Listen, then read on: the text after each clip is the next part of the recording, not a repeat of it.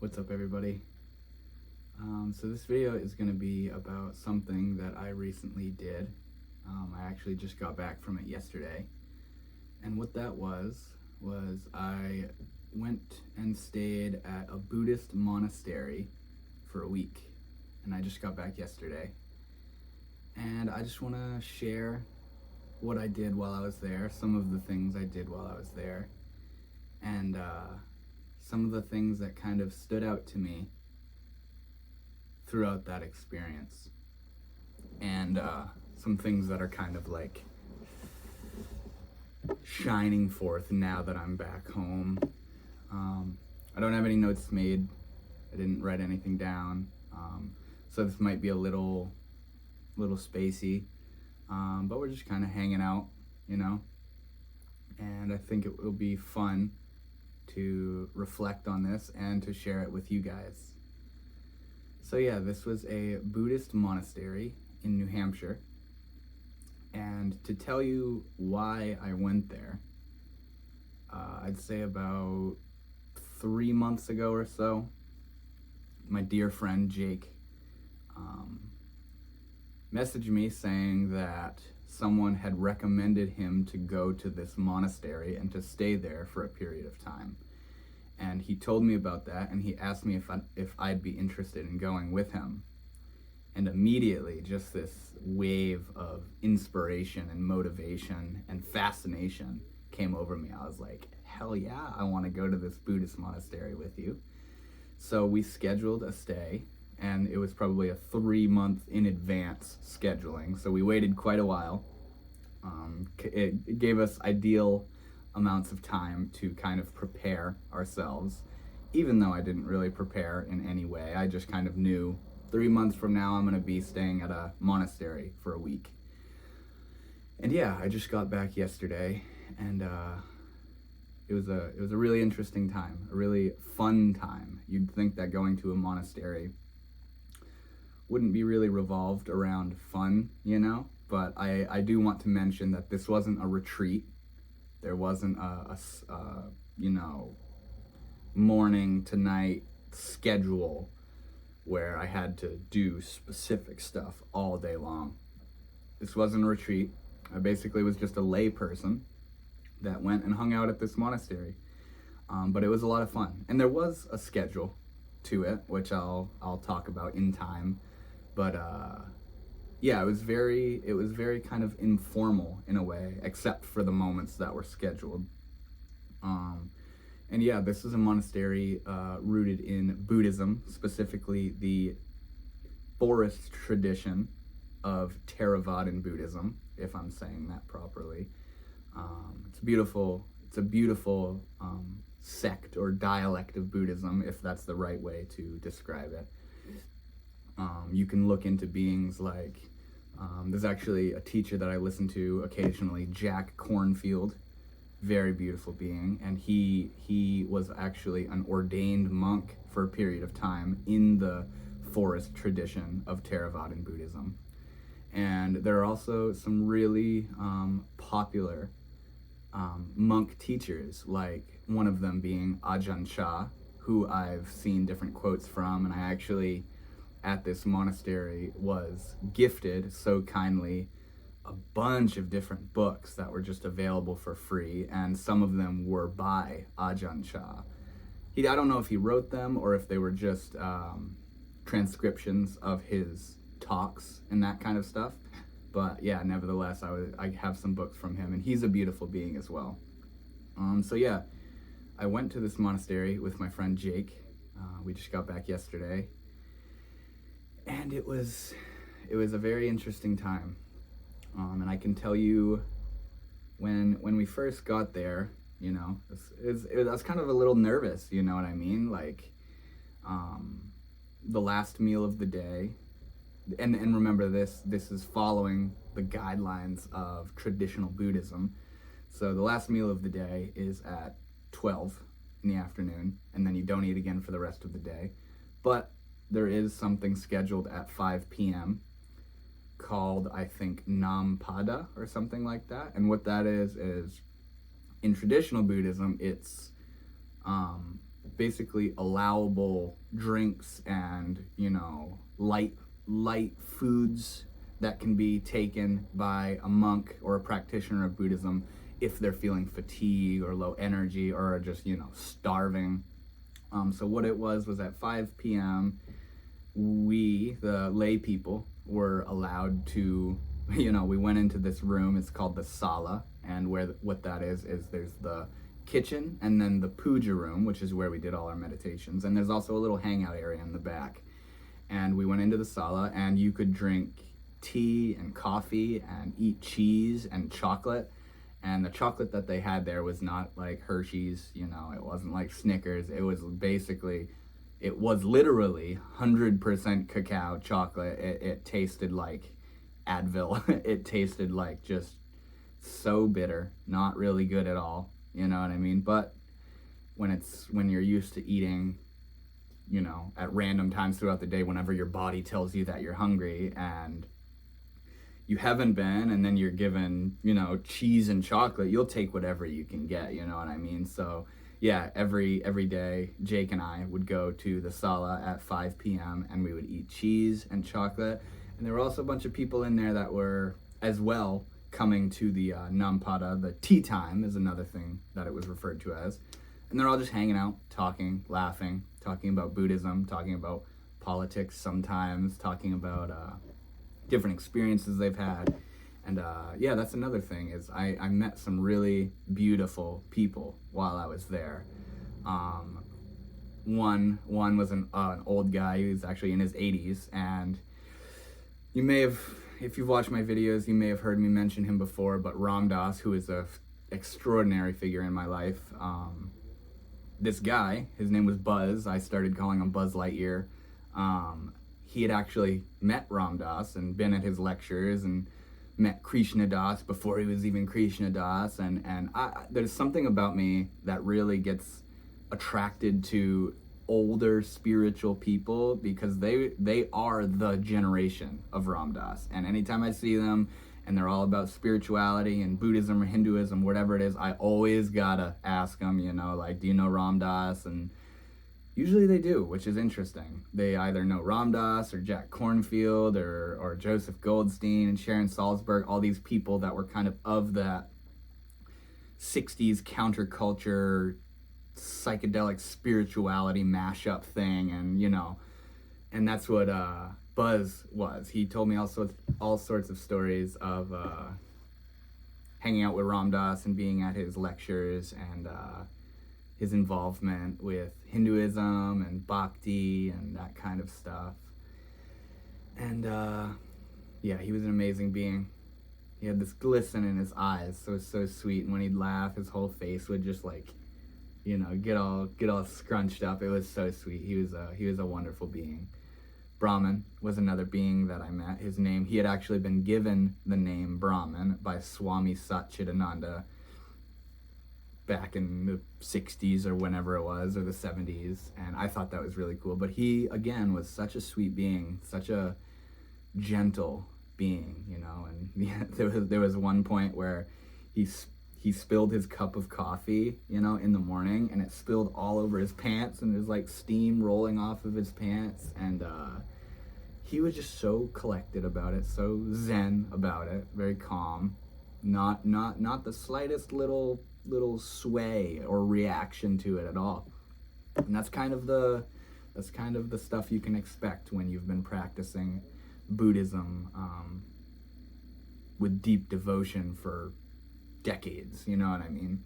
And there were a lot of those kinds of beings, not to mention the ordained monks that were there. I think there's like 14, it's like 12 or 14 monks or something like that lived there and were ordained monks, orange robes, bald heads, and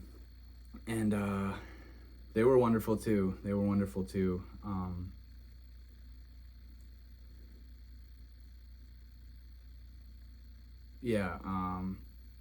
So to tell you more about like the schedule, I would wake up at 4:30 in the morning, and at 5 in the morning there was a 1 hour long puja meditation where we would do like 5 or 10 minutes of chanting, and then the rest of the time was sitting in meditation.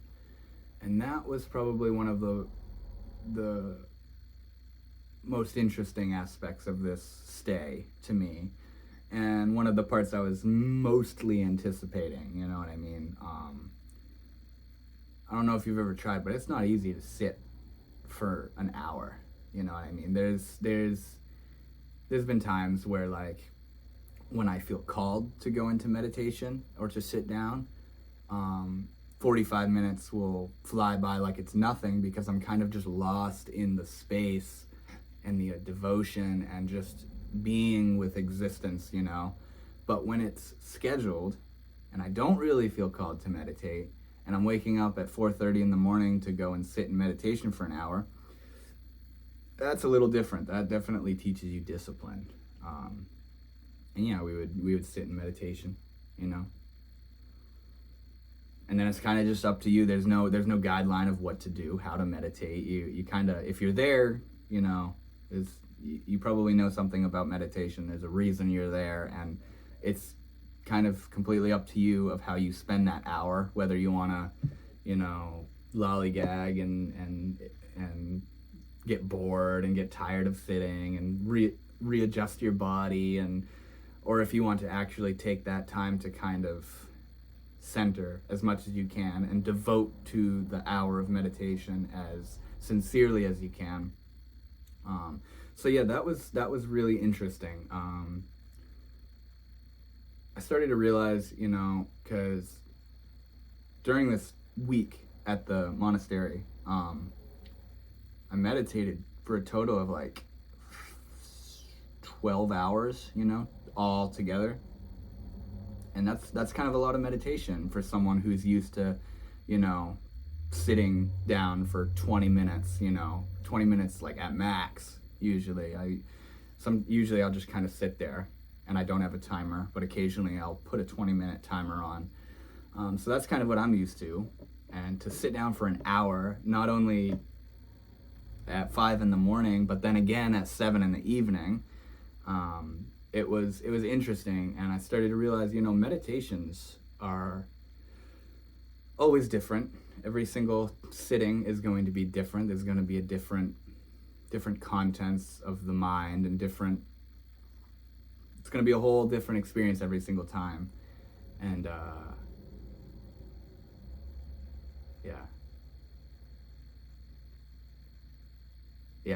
there's no good or bad meditation, you know, because when you say good meditation, what do you mean? What are you talking about? Is a good meditation where your mind doesn't wander, where your mind doesn't do that thing that it's doing 99% of the time? There are a couple meditations where Jake and I were like, I almost had to excuse myself because I was laughing. And I had this jacket, actually, I was holding it over my mouth because I was laughing, like, and trying to contain it. And it reminded me of being back in school where you're laughing with your friend and you're not allowed to laugh, and that kind of makes it funnier and harder to not laugh and hold it back. Yeah, Jake and I, and we'd glance at each other and we'd see each other, and seeing him laughing would make me laugh, and him seeing me laugh would make him laugh, and it was that was pretty funny. And I didn't consider that like a distraction or a mistake on our part, you know. It was completely part of the scene, you know what I mean? But yeah, the meditations were very interesting. What I would do is I'd just kind of sit down, I'd stretch my legs out, I'd go into, you know, half lotus. I'd either rest my hands on my knees or I'd gently clasp them in my lap, and then I'd just start breathing deeply and evenly and focusing on the tip of my nose.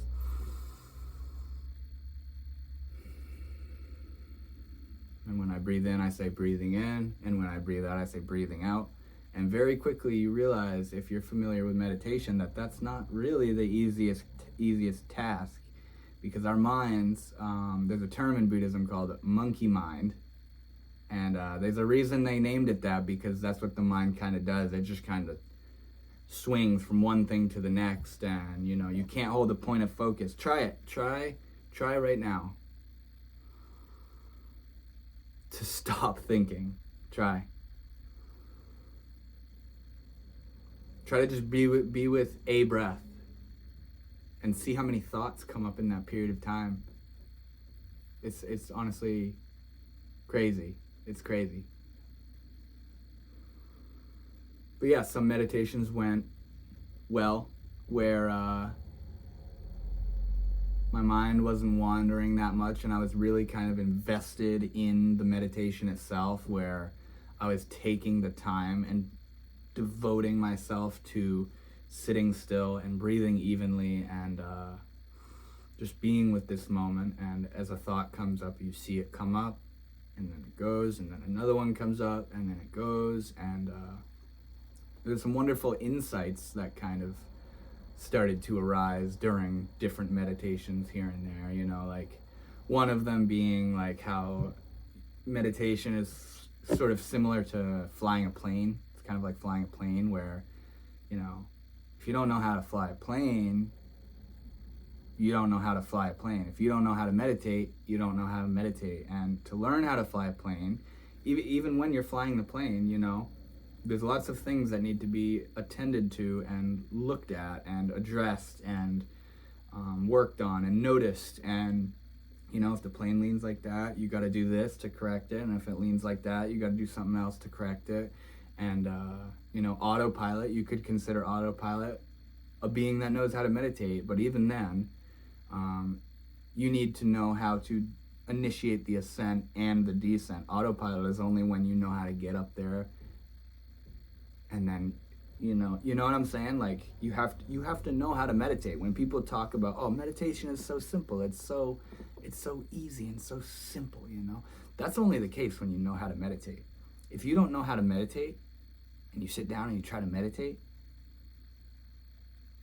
you're gonna see how it's not really that simple. There's many people I know that are like, dude, I can't meditate. That's just like, I can't. I'm not cut out for that. That's just too hard.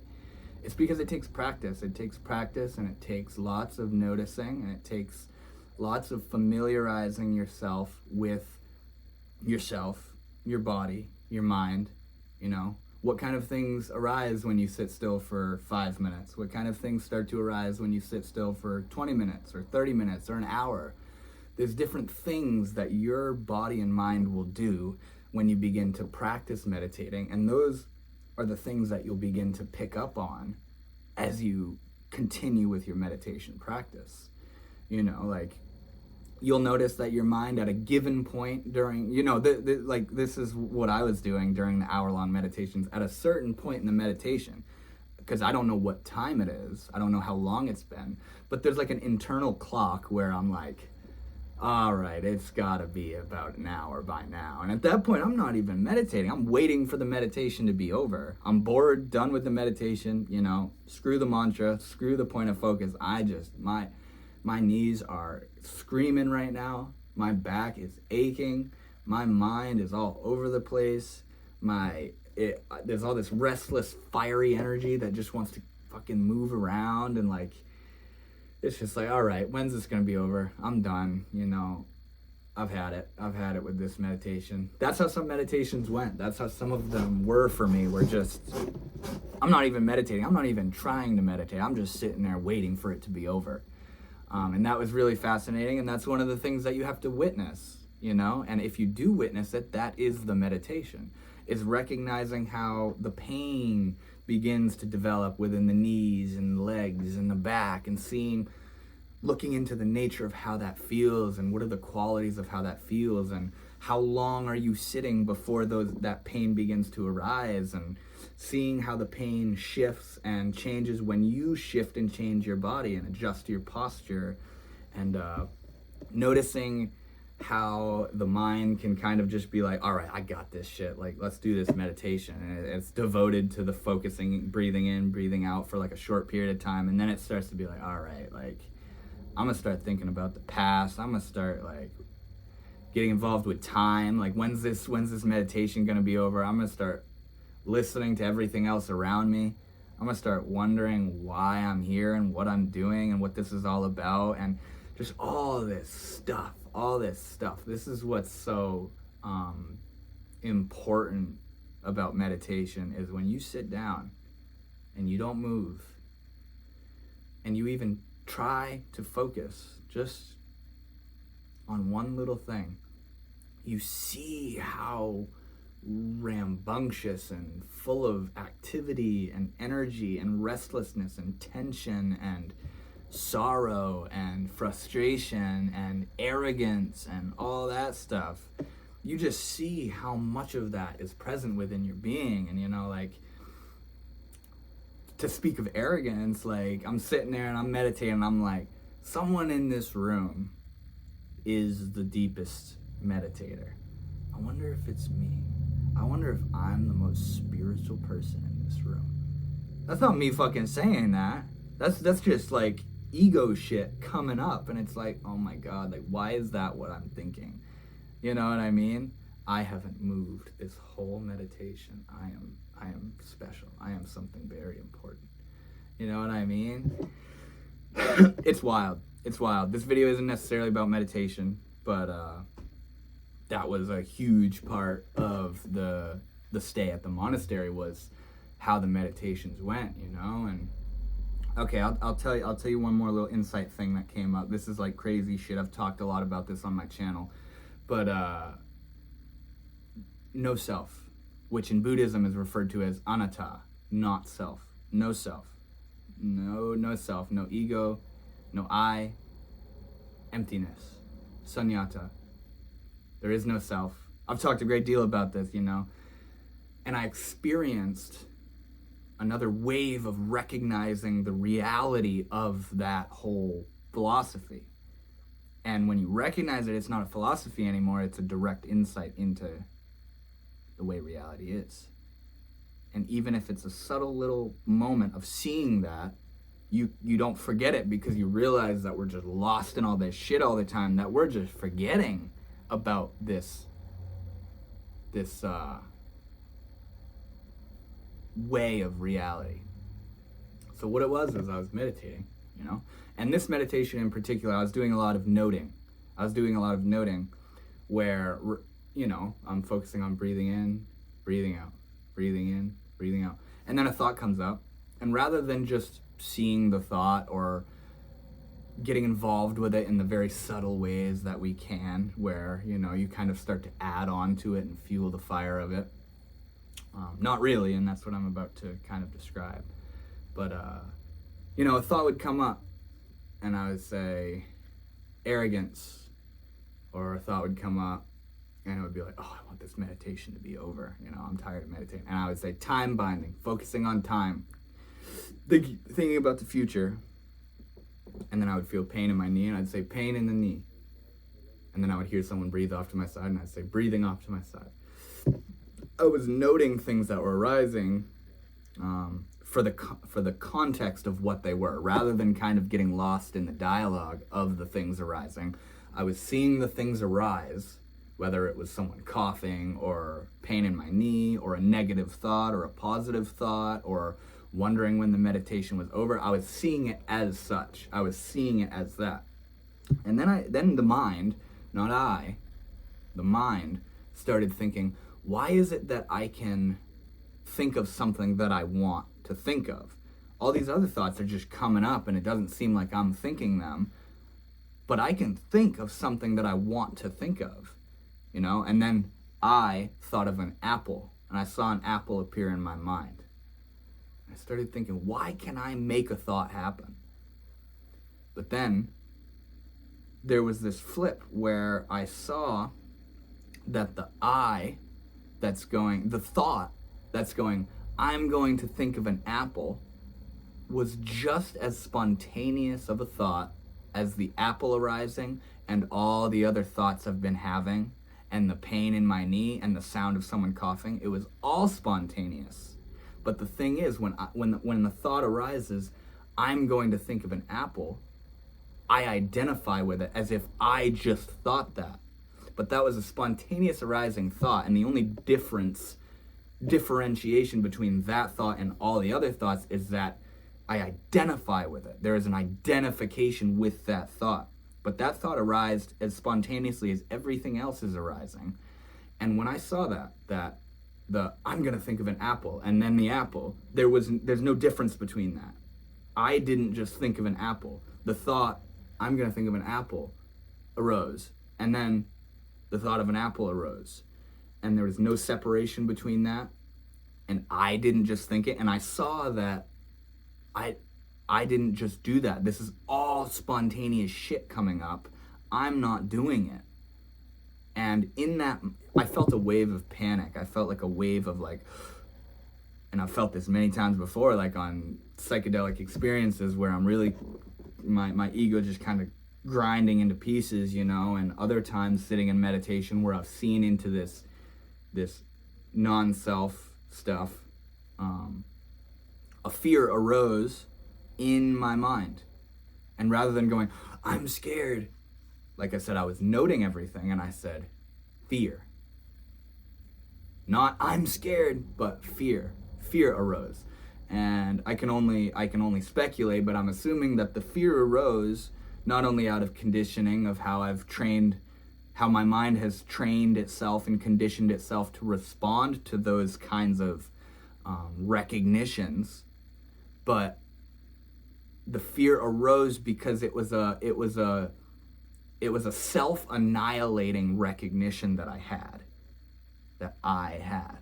The mind itself realized its own non-reality, non-self, and it created a fear within that, probably to try to get me or I or the mind to avoid indulging in that even further. And it was like, oh, don't think of that shit. That's scary. No, we're real. We're real. You can think of what you want. You are the mind. You know, the mind is this insane operating mechanism of stuff.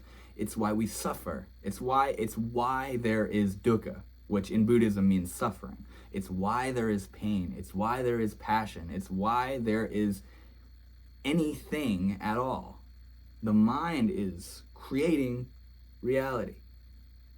No mind, no reality. Yeah, sure, reality can still be happening, but when you're not looking at it through the lens of the mind, there's nothing really there. There's not a thing that's there. And that's kind of going off of Buddhism's term of anatta as well, where you call this a coffee cup, but this is just a thing. I call it a thing, but that's the conditioned approach. This is just atoms and shit that were blasted in an oven and shaped, and I call it a coffee cup, and I see it and I go coffee cup, but the coffee cupness doesn't have reality. This isn't a coffee cup. I call it as such. I'm labeling it that. This room is not innately a room. There is not a room. There is not...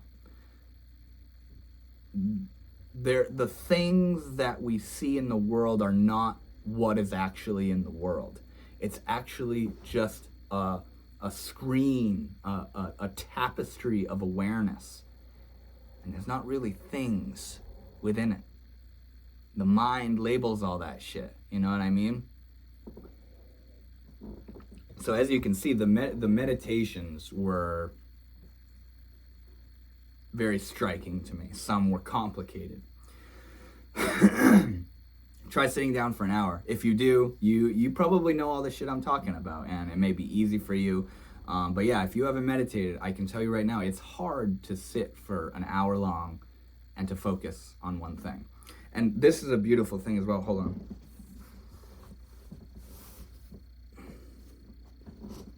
I was talking to, his name was Alan, a lovely being that was there. And I was telling him about, struggling in the meditations where, my mind is all over the place and I can't find that point of focus, and I can't focus for a long time, and my knees are fucking killing me, and I'm getting bored with the meditation, and there's restless, fiery energy that just wants me to like get up and like move around and shit. And he was telling me how he's been practicing Zen Buddhism and Zen meditation for 30 years or so, something like that.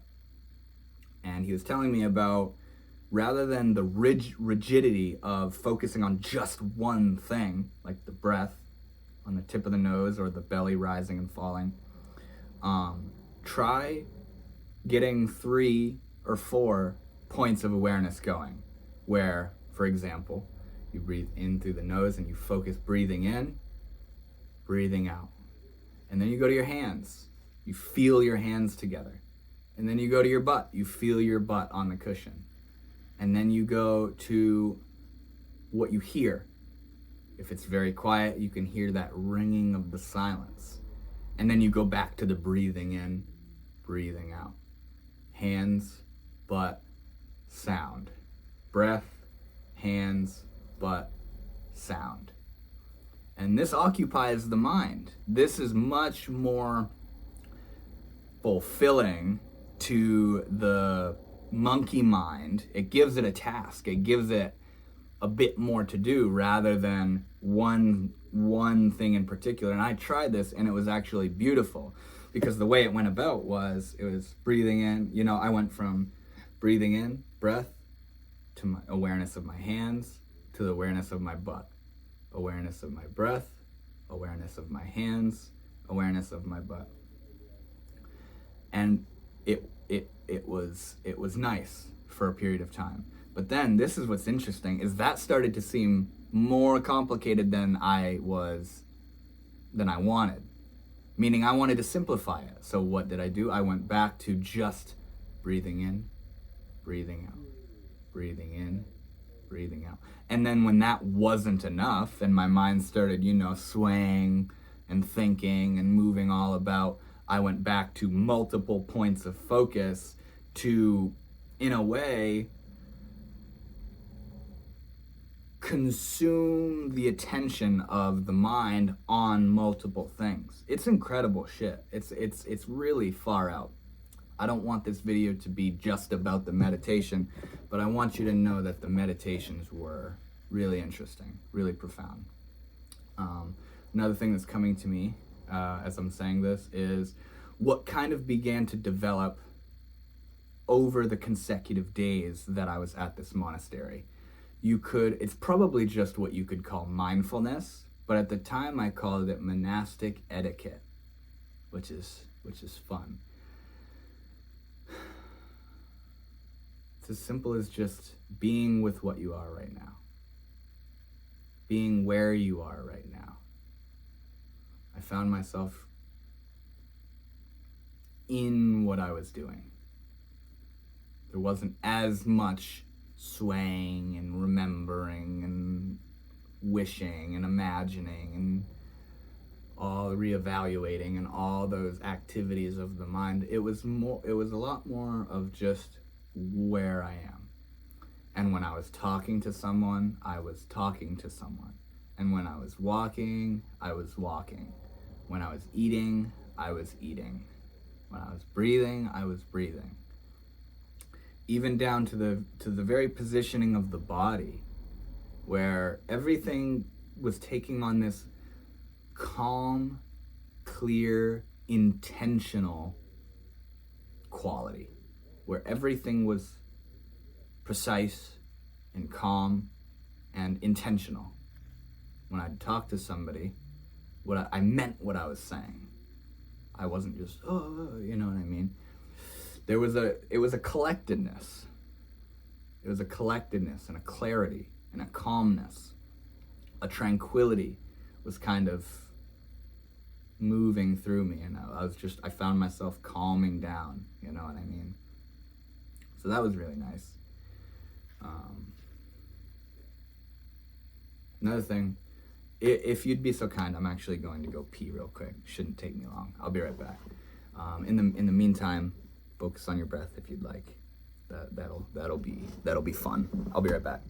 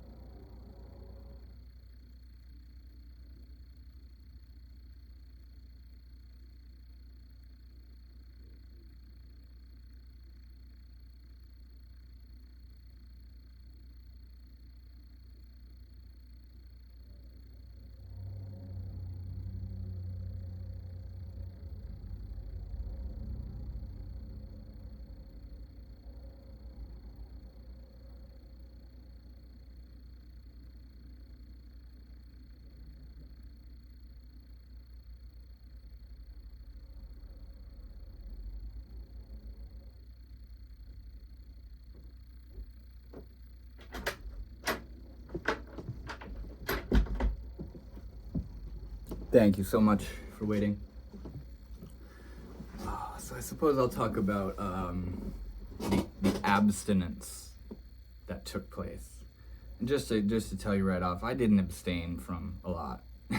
There was stuff that I abstained from, which I'll talk about, but it was pretty casual, honestly. It wasn't like I was meditating for 10 hours a day and fasting and not eating and not fucking thinking. And there were certain things that I abstained from, but there was also indulgence. And I'm not a Buddhist. I'm a layperson. I'm a normal guy that's interested in spirituality and working on myself. But yeah, I want to talk a bit about abstinence and what that was. No phone, not hitting my vape as much, not masturbating, lust, that kind of stuff. So yeah, that was really interesting, but I'm gonna hit my vape real quick.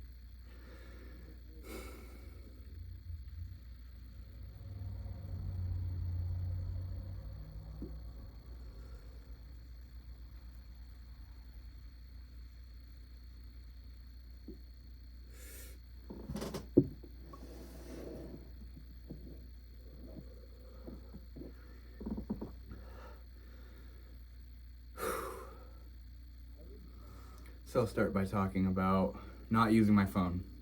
I didn't use my phone the whole time I was there. That was surprisingly relatively easy.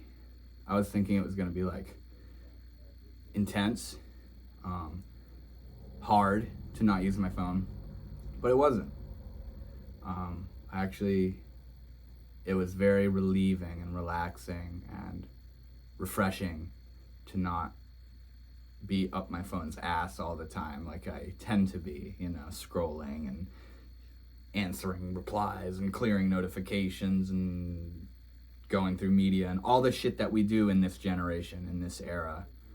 To not be doing that was very nice and not as big a deal as I thought it was going to be. I would use my phone.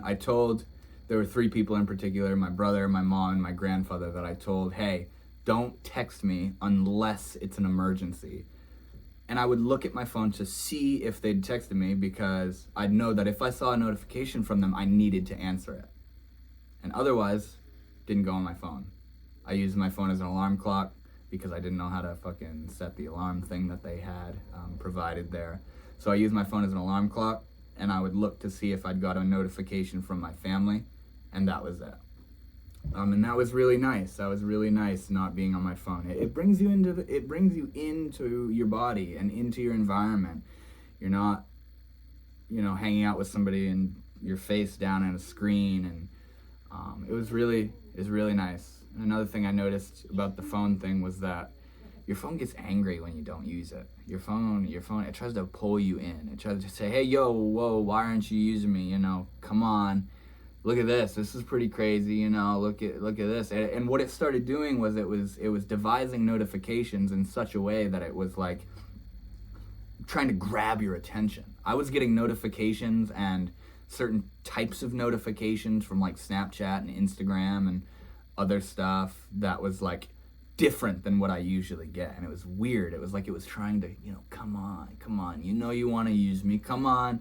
You've been gone too long. Come back in, get back on your phone, put your face in that screen, keep dulling that attention span, It was weird. It was weird when I'd check my phone to go on to set the alarm or whatever, or see if my family had messaged me.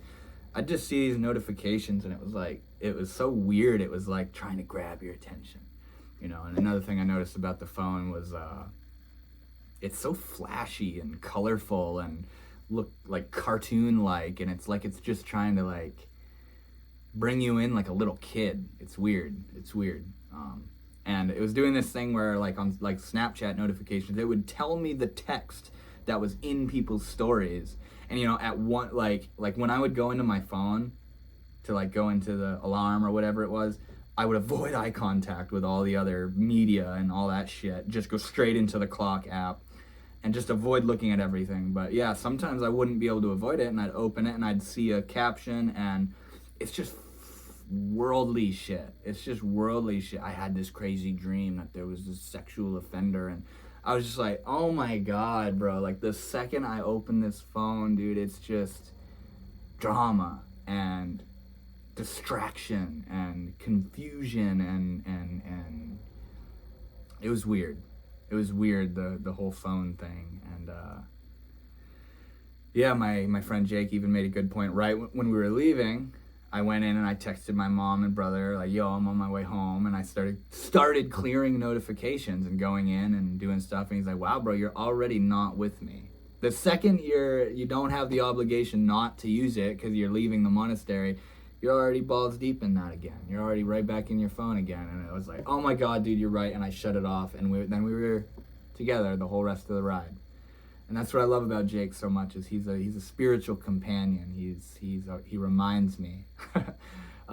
Just to share with you another thing that happened. And yeah, this is a completely informal video. It's just stuff coming up as it does.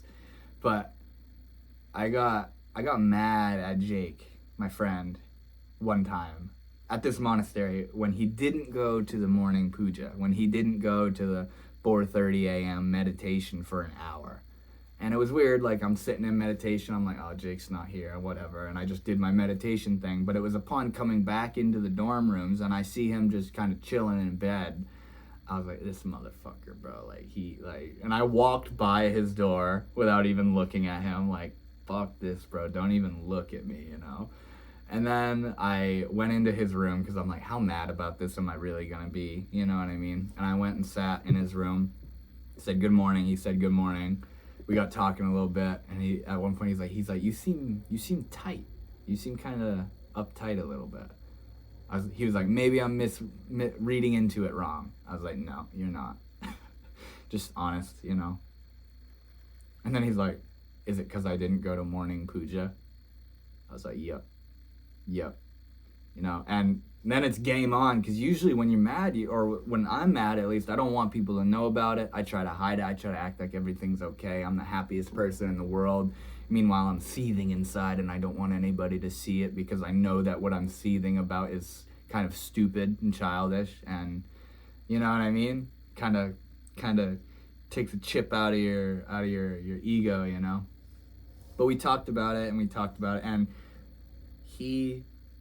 he could have gotten frustrated at me for being frustrated at him about something so silly, but instead of that, he remained in love. He remained light and joyful and lighthearted about it. And when you do that, him doing that allowed me to come out of it that much quicker. And I did.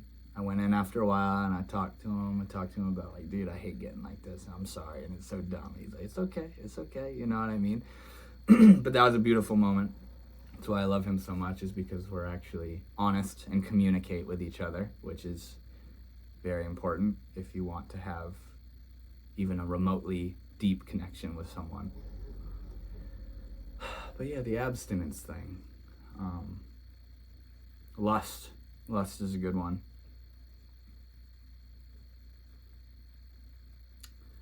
It's like gusts of wind. It's like gusts of wind that just kind of comes up, and you know, there's habit energy within the body where, okay, I'll tell you the whole rap about it. So I didn't masturbate the whole time I was there, but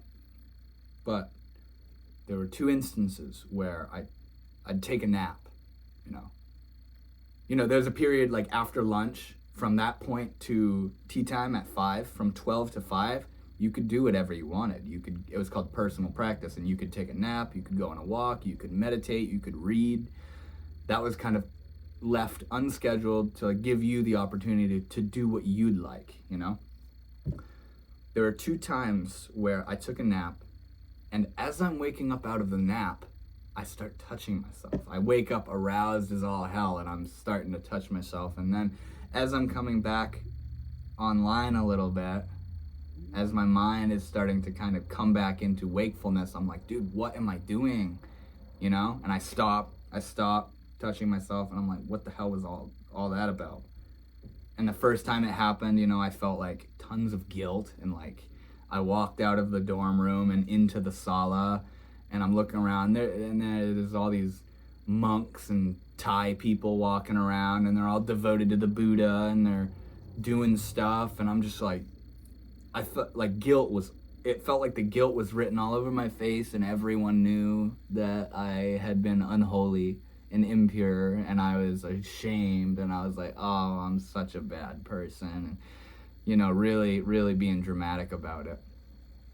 That went away. But then, even after that whole episode, another time I took a nap, and as I'm waking up, I start touching myself. And then I come online and I'm like, bro, what is the deal here? And I stop touching myself and I sit up and I'm like, why am I doing that? Why?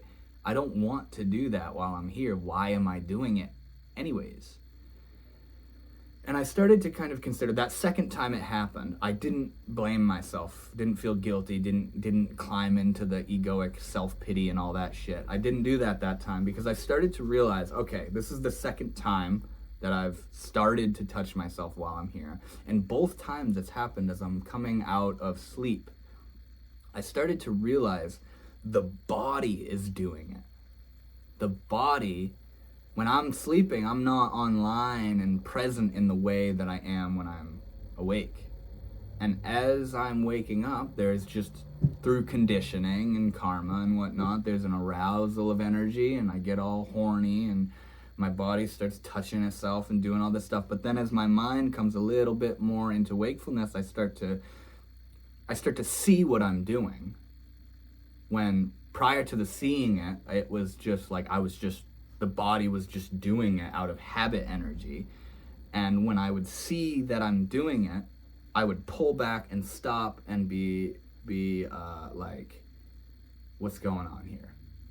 I'm just reacting to sensual gratification that's arising out of habit. You know what I mean? So that was really fascinating. It was like in the cloudiness of waking up, I don't care as much. I'm more clouded. I don't have as much what you'd call willpower to stick to the intentions that I'd set, not only for my time being there, but just at the monastery, but just in general in life. I kind of noticed as I'm waking up, I'm kind of a bit more of a lost. I'm not as tuned into my intentions and my purity and my practice, So that second time it happened, I didn't really give myself that much of a hard time about it, because it was like, okay, I'm starting to realize my body is just like addicted and habitually conditioned into doing that and arousing that energy and reacting to it and acting on it, So that was really interesting. And yeah, that's kind of another thing. All sorts of stuff that I've talked about in this video could have its own video, really, because these topics go deep. These topics that I'm just kind of casually talking about. But sensual gratification and wanting to gratify ourselves in every moment with every single thing we're doing.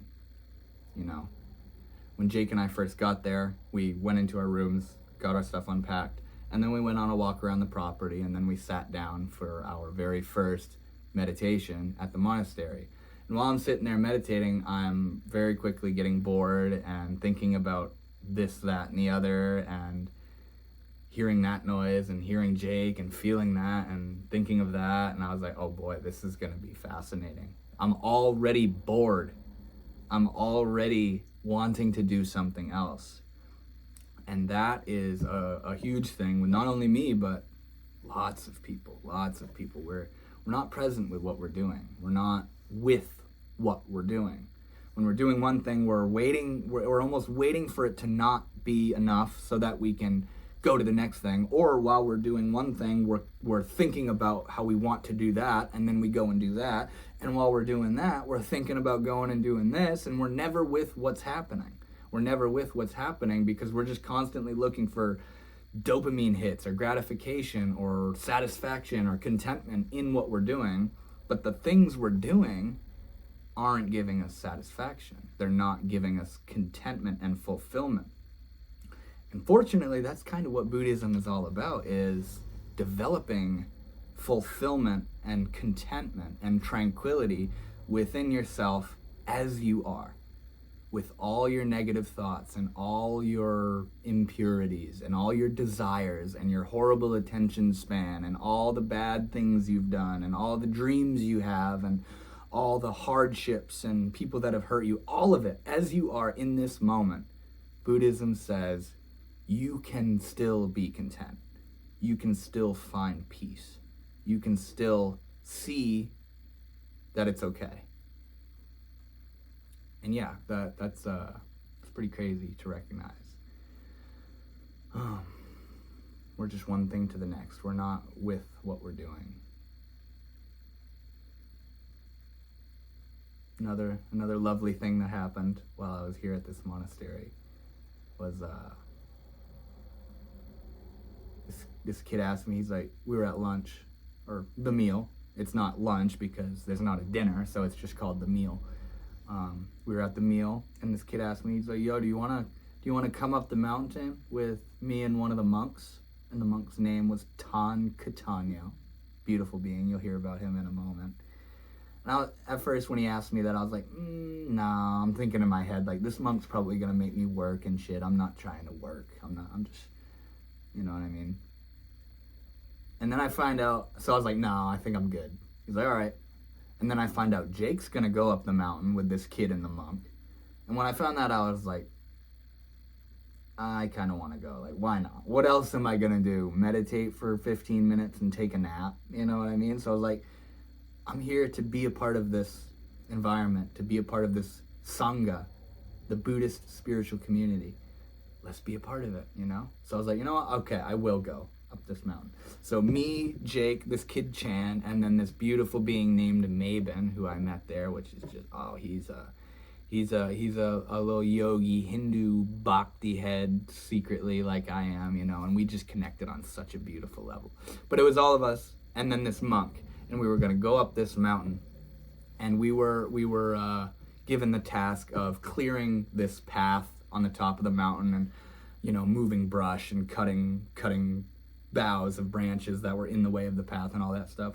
But the interesting part about this was just the just the whole vibe of the moment of, you know, we're getting ready to leave, and the monk, beautiful being, he's like, so I think on the first part of this walk we can you guys can talk as you'd like to, but then once we get up on the mountain, it's kind of a sacred area up there, and I think we should all practice mindful silence. So we were all like, okay, that's cool. What else would you expect to hear from a monk? So we all start going up the mountain, and we're talking, and the monk's talking, and we're all hanging out, and me and Jake and the other two people, we kind of silenced, but the monk just kind of kept talking about stuff. And we're hiking up the mountain, and this is a pretty big mountain, you know. At least the elevation gain was pretty significant. And I'm walking up there, and I'm feeling gassed and tired, and like, I start thinking, like, what did I get myself into? I'd rather take a nap right now. Like, what am I doing up here? Like, this is not fun. And I'm just focusing on a mantra, Ram, Ram, Ram, Ram. And I'm realizing that, like, this is like, it feels like a spiritual voyage, and this is like karma yoga. Like, I'm focusing and practicing right now, and it felt like sadhana. It felt like a spiritual trek, you know? So I'm focusing on that, and my knees are screaming, burning, and I'm just walking along, and everybody's out of breath. And we get up to the top of the mountain, and me, Jake, and the other two kids are all like, you know, out of breath. And we sit down, and the monk's just like, 62-year-old guy just hiked this whole ass mountain, and he's just chilling, you know? And the funny thing was, he said how he'd want to practice mindful silence the whole time, or up on the mountain, but he just talked the whole time. It was hilarious. It was funny. And he had this beautiful, childlike, imaginative, wondrous, like, he was just one thing to the next. He's like, we get up to partially up way the mountain, and he's like, before we get to the top of the mountain, I want to take you guys over here, and there's a beautiful outlook of the temple up top, and if you look far enough, you can see Boston in the distance, and we'll go look at that for a moment, and then we'll continue our way up the mountain. And he's just so sweet and gentle and, like, excited, you know? And he's like, all right, let's go. And we go over to the view, and we're all sitting there, and you look at him, and he's just like, just observing. And yeah, talking about mindful silence. He wasn't silent at all. He talked the whole time. And another really interesting thing happened was he gave me and the kid that asked me to go up there, he gave me and him loppers, these, little brush cutters, stick cutters. And the monk, Atan Catano, he was like, so as a Buddhist monk, I'm not allowed to cut stuff. I'm not allowed to cut and hurt trees. And I'm also not allowed to tell you to cut this tree. But all I'm saying is if that branch wasn't there, that'd be really cool. And it was so funny. Like, he's like, I'm going to leave it up to you guys if you want to cut that or not. But I'm just saying, it'd be really cool if that wasn't in the way. It was like this little loophole, a little Buddhist loophole to get me and Chan was his name, to get me and Chan to clear this path for him. But he says that, how he's not allowed to cut branches and stuff, and then he's up on the top of the mountain running a fucking chainsaw. It's just like, what is this guy doing? Like, you say one thing and then do the other. It was like a real rascally kind of moment of like, you don't quite know how to gauge this person. And that was a beautiful time up there, hanging out with this 3 spiritual kids pointed towards spirit, hanging out with a Buddhist monk on a mountain. It was a really cool scene, you know what I mean?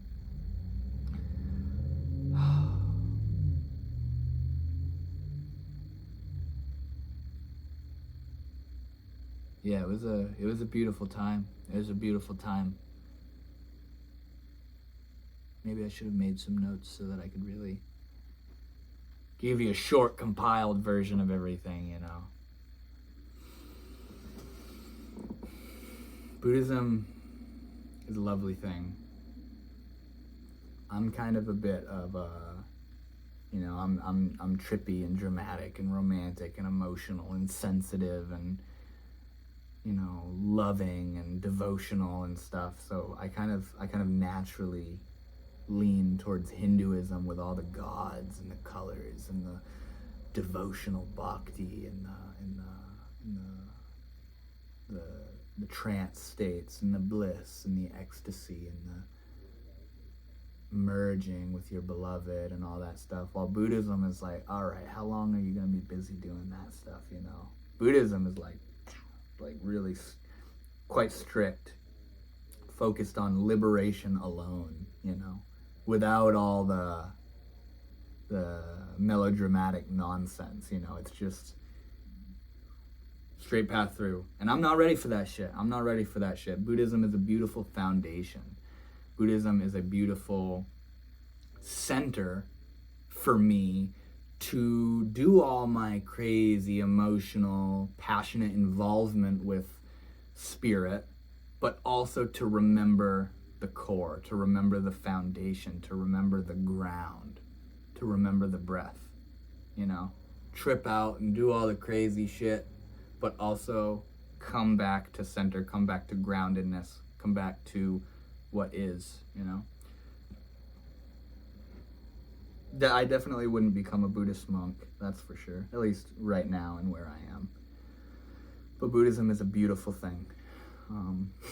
During the pujas, we would do chanting, and Buddhist monks don't listen to music or anything, but they do this chanting, and it's like, oh, sick chanting, you know what I mean? But it's very monotone. It's just like, I bow to the Buddha, and it's just like fucking very monotone. A little bit of fluctuations here and there, And Jake and I got joking about, like the chanting, my knees are fucking killing me, or like just all this fucking, I no longer bow to the Buddha. I'm sick and tired of meditating. Oh.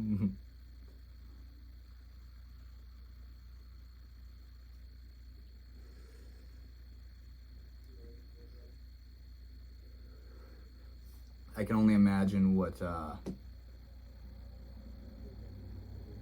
retreat would have been like if Jake wasn't with me, if I was alone. I probably would have been a bit more solemn, a bit less social, a bit more inward, but I wouldn't have had it any other way. Having Jake there, we just made tons of jokes, and I got laughing about one thing in particular all day long, to the point where Jake was like, bro, give it a rest. Like, and I would just get laughing my ass off, and I had to like excuse myself from hanging out with him and go hide in my room, and he just hears me in my room laughing my ass off, and it was awesome. There was lots of humor, me and Jake shared the deepest conversation I think him and I have ever had together. I was so blessed to have him there. I feel like it not only strengthened both him and I's connection to meditation and mindfulness and focus and attention to what is, but it also strengthened our connection together, and I am so grateful for that. I am so appreciative of that. And Jake, if you're watching this, I love you so much, man. You're one of a kind, bro. Jake is beautiful.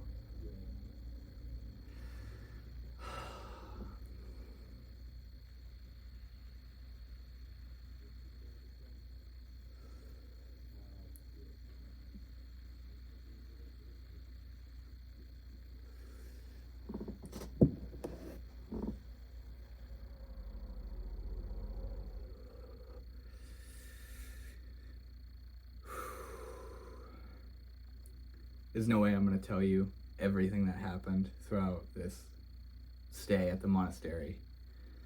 But I just wanted to share with you guys some of the things that kind of stuck out to me and some of the events themselves that took place while I was at the monastery. Thought it would be interesting to share, a nice listen to have throughout your day with whatever you're doing. So I really hope you enjoyed. I hope you're all doing well, sincerely.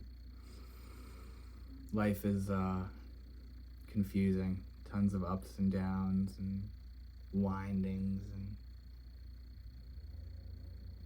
many paths and lots of thinking.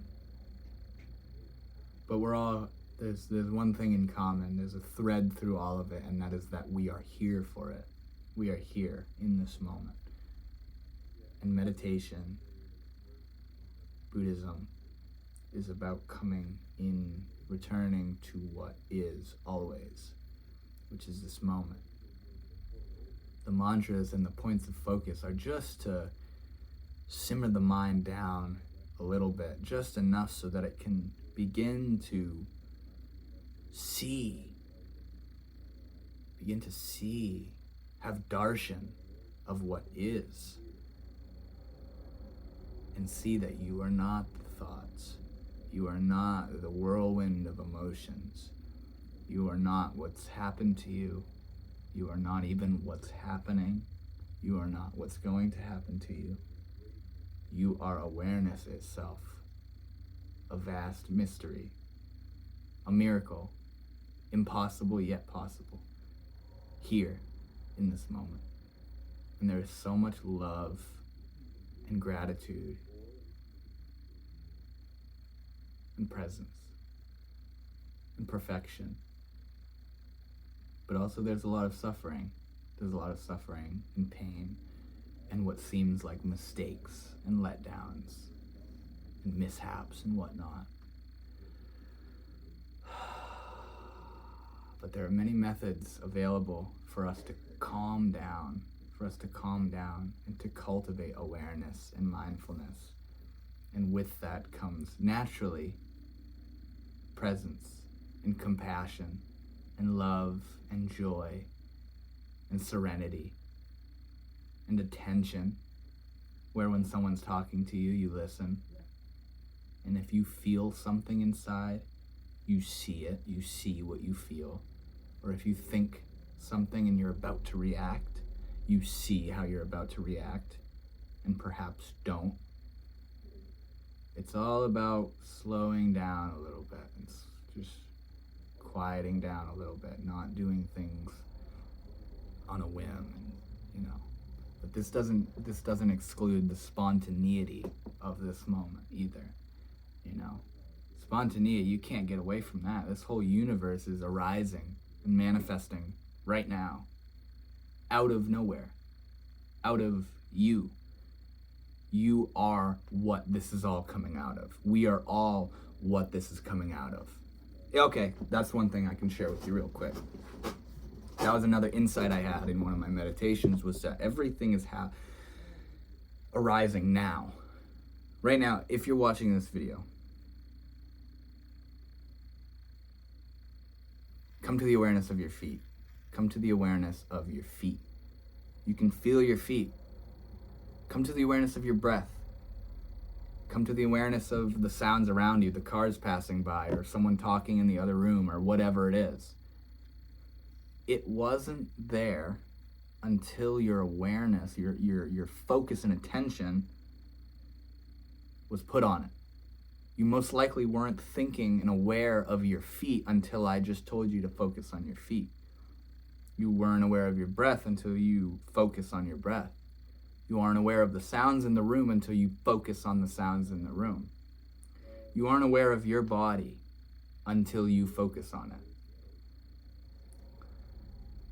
Everything arises simultaneously with and coincided with your focus on it.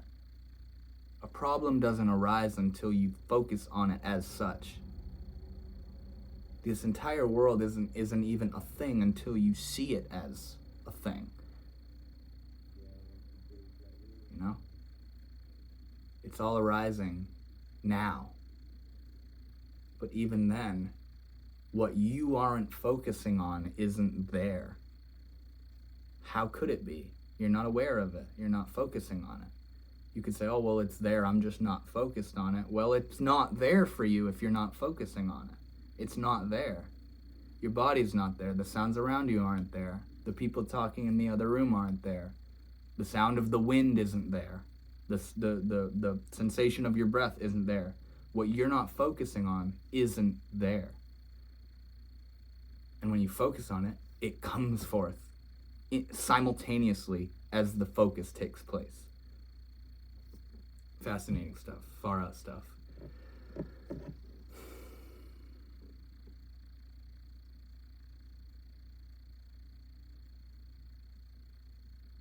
Yeah, I'll talk a little bit about coming home.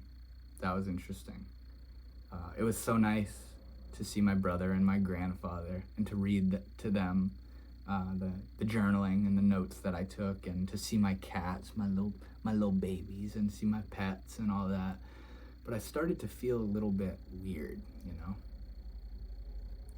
It was a kind of a drastic environment shift, you know what I mean? The rooms I was in for 7 days, you know, my room where I slept and whatnot was there's a bed, there's a desk and a chair, and there's a cushion for meditating, and that was it. That was all that was in the room. Very dry, very dull, very just lacking color and exuberance and all that kind of stuff.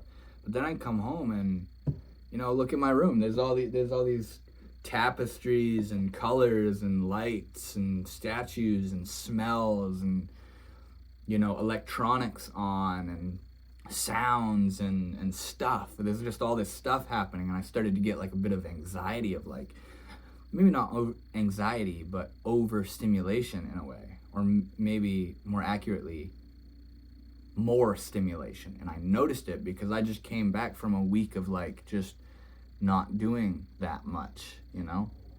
So it kind of was like, struck me a little bit. And getting back into my phone, I was texting, and it was like weird and foreign to text. It's like I'm writing like little miniature letters to people that they're receiving immediately.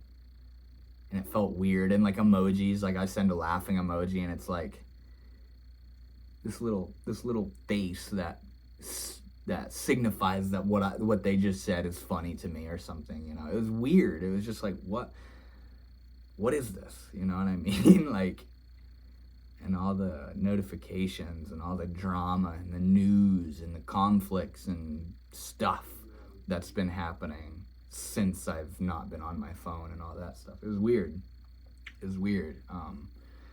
But, I'm settling back in, and what was meant to happen has happened. And what is meant to happen will happen. I will respond to this going to the monastery and then coming back the way I do. There won't be a single flaw in the response that takes place. It's going to happen just as it will, precisely as it will. But it's interesting. It's very interesting. Life is interesting. So, I hope you guys enjoyed. That's what I've been up to for the past week, hanging out at a Buddhist monastery. It was a wonderful time.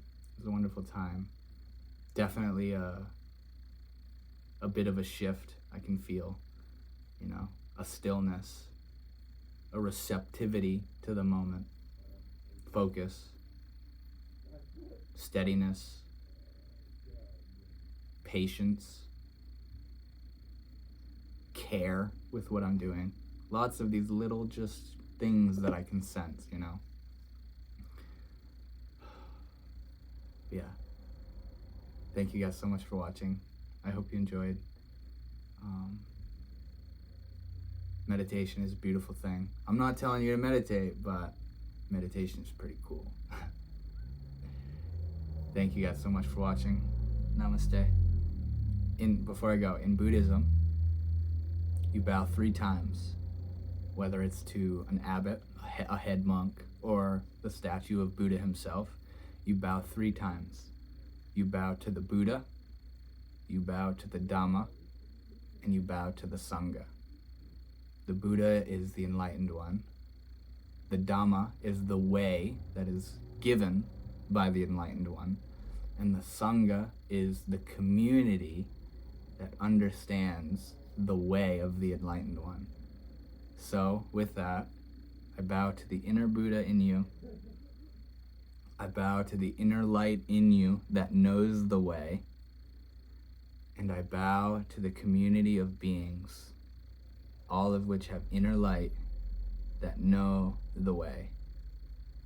Namaste.